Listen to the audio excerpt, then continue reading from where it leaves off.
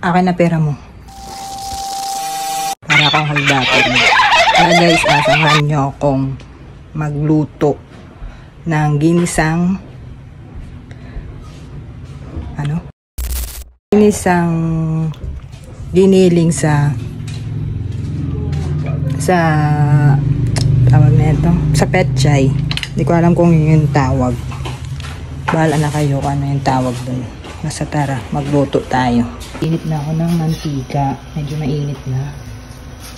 Giniling, petchay, sibuyas, bawang, kamatis. Ayun yung sibuyas.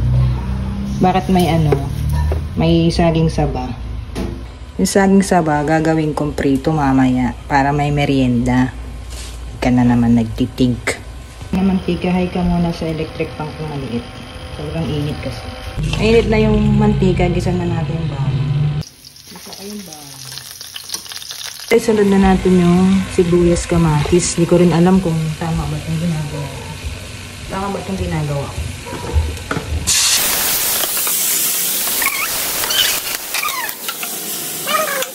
Yan na guys, ang ganda ng color niya.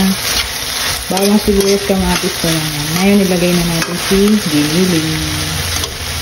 Ito na si giniling. Giling-giling.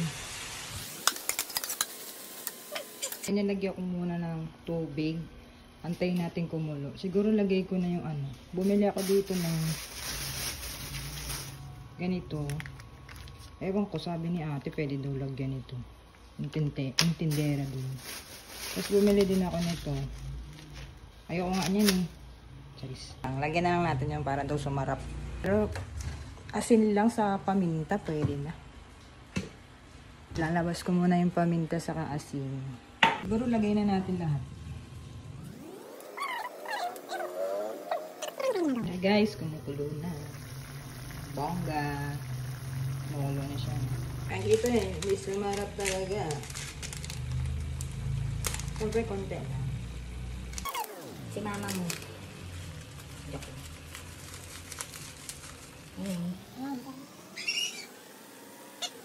Kulo na siya. Siguro pwede natin ilagay si petchay.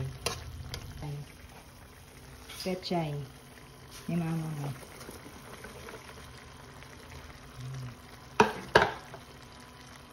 Let's go.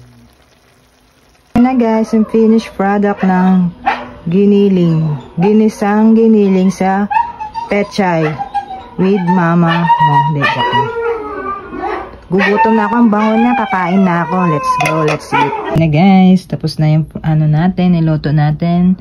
At syempre nagtimpla ako ng kapeng may red horse kasi mabula. Joke lang. Nagugutom na ako. Tama na to. Tama na. Tama ng kalokohan.